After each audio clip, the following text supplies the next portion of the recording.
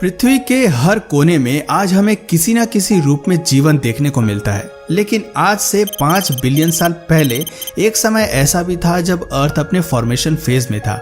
आज जिन पोल्स, पहाड़ और लैंडस्केप का लुत्फ हम उठाते हैं, उस दौर में ऐसा कुछ भी नहीं था।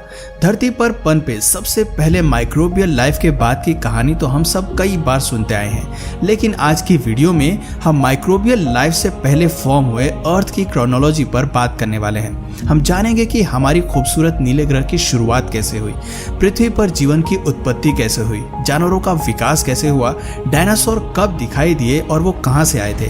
तो देर न करते हुए चलिए अपनी पृथ्वी के इतिहास की सभी कड़ियों को जानने की कोशिश करते हैं।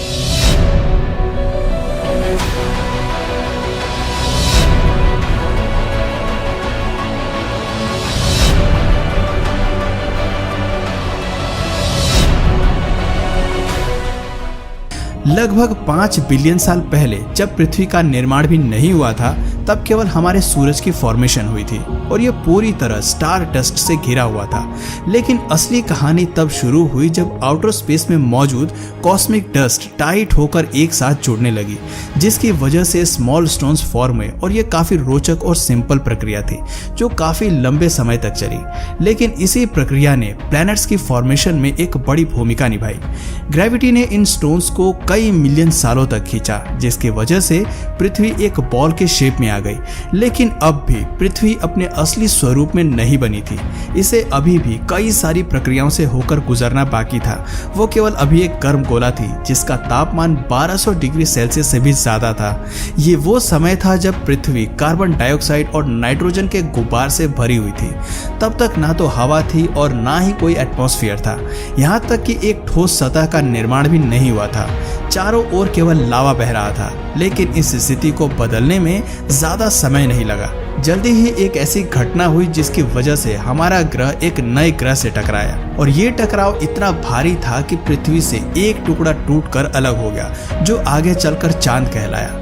आज भले ही चांद पृथ्वी से काफी दूर है, लेकिन अपने शुरुआती दौर में हमारा चांद पृथ्वी के काफी करीब रोटेट करता था। समय के साथ दूरी बढ़ती चली गई। चांद भी ग्रेविटी के चलते गोलाकार शेप में फॉर्म हो गया, लेकिन टकराव का ये सिलसिला अभी खत्म नहीं हुआ था।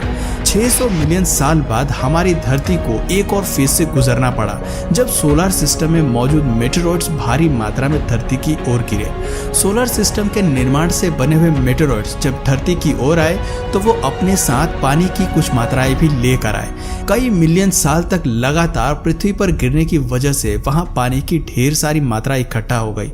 वाटर बॉडीज ने पृथ्वी के तापमान को 70 डिग्री तक कूल करने का काम किया, लेकिन अभी भी पृथ्वी की सतह काफी गर्म थी, जिसे ठंडा करने का काम भी पानी ही करने वाला था।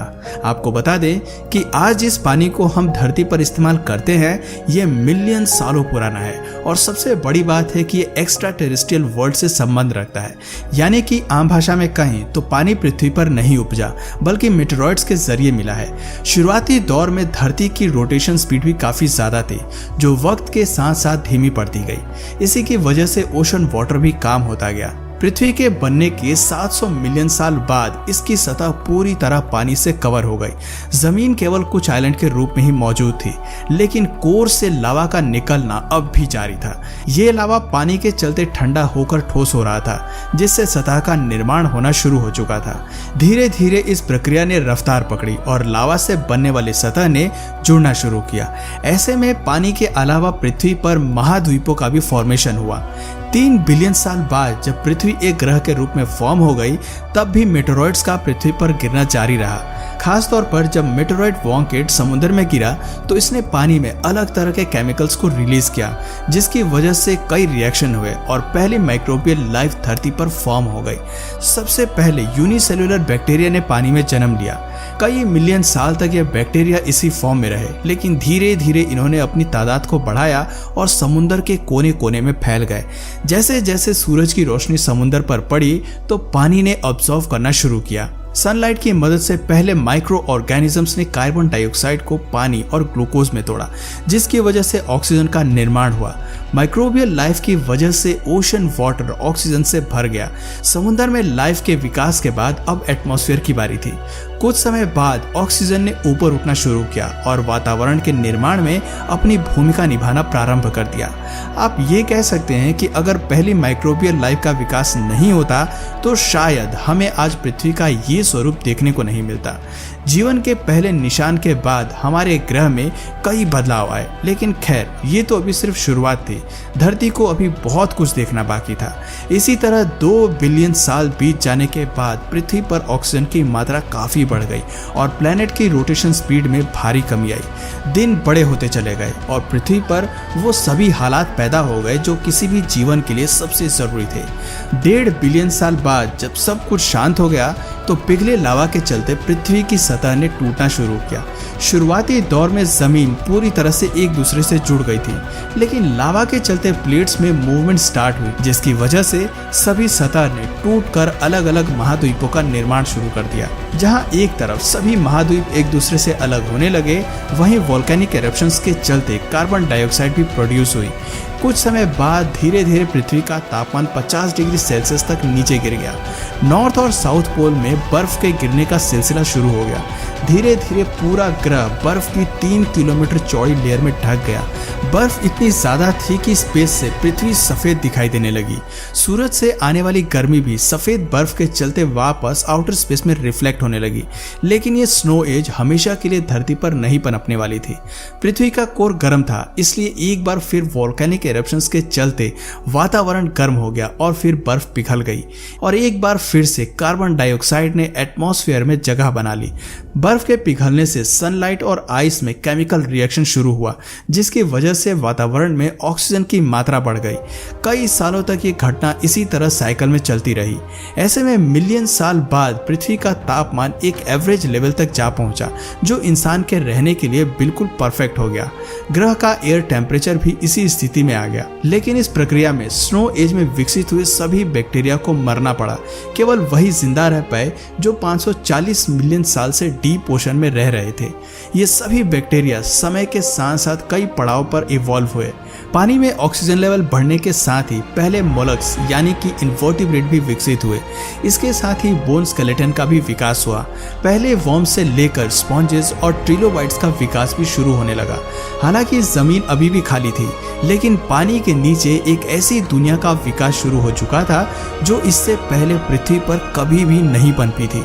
पानी के अंदर पहले इंसेक्ट्स के साथ पहले प्रीडेटर्स का विकास हुआ, जिन्होंने अपने भोजन के रूप में ट्रिलोबाइट्स को खाना शुरू किया।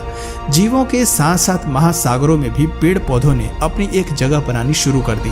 प्लांट्स और एनिमल्स की कम से कम 10,000 प्रजातियां अस्तित्व में आ गई। जहां पानी के अंदर एक सुंदर मरीन वर्ल्ड का निर्माण हो रहा था, वहीं हमारी सतह अभी भी बंजर थी। इसका सबसे बड़ा कारण सूरज की किरणों से पैदा होने वाली रेडिएशंस थी। लेकिन जल्दी ही समुद्र से निकलने वाली ऑक्सीजन ने रेडिएशंस के साथ रिएक्ट करना शुरू किया, जिसकी वजह से ओजोन नाम की एक नई गैस का निर्माण शुरू हुआ। इस गैस ने धीरे धीरे पूरी पृथ्वी को कवर कर लिया, जिसकी वजह से सूरज से आती हार्मफुल रेडिएशन ओजोन लेयर से अंदर नहीं आ पाई।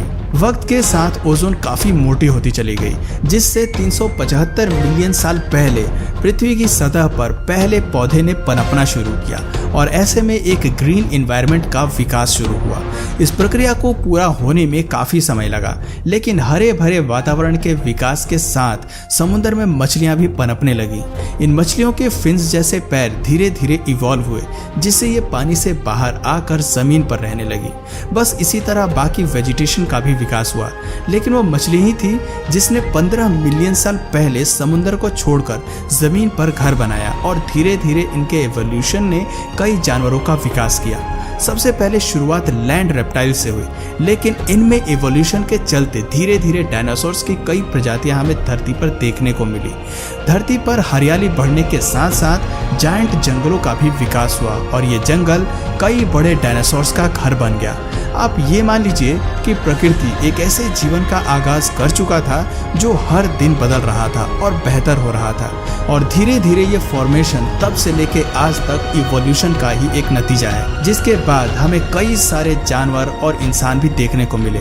पर अगर इस पूरी प्रक्रिया को मैं ब्रीफ करने लगा तो ये वीडियो काफ़ी लंबी हो जाएगी।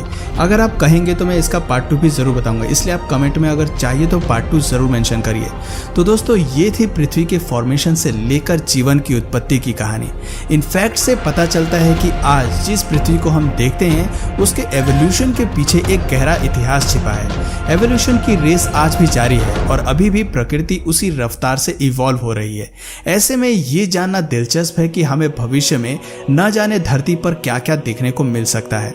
तो दोस्तों अगर ये वीडियो आपको पसंद आया और अगर इस वीडियो से आपको कुछ नया जानने या सीखने को मिला या फिर इंटरेस्टिंग लगा तो प्लीज़ इस वीडियो को एक लाइक करके अपने फ्रेंड्स और फैमिली में भी इसे ज़रूर शेयर करें। और यदि आप इस चैनल पर नए हैं तो प्लीज़ इस चैनल को सब्सक्राइब करके बेल नोटिफिकेशन आइकन को ऑन कर लीजिए ताकि हमारे आने वाले वीडियोस आप मिस ना करें। मिलते हैं फिर किसी वीडियो में नए टॉपिक के साथ, तब तक के लिए नमस्कार।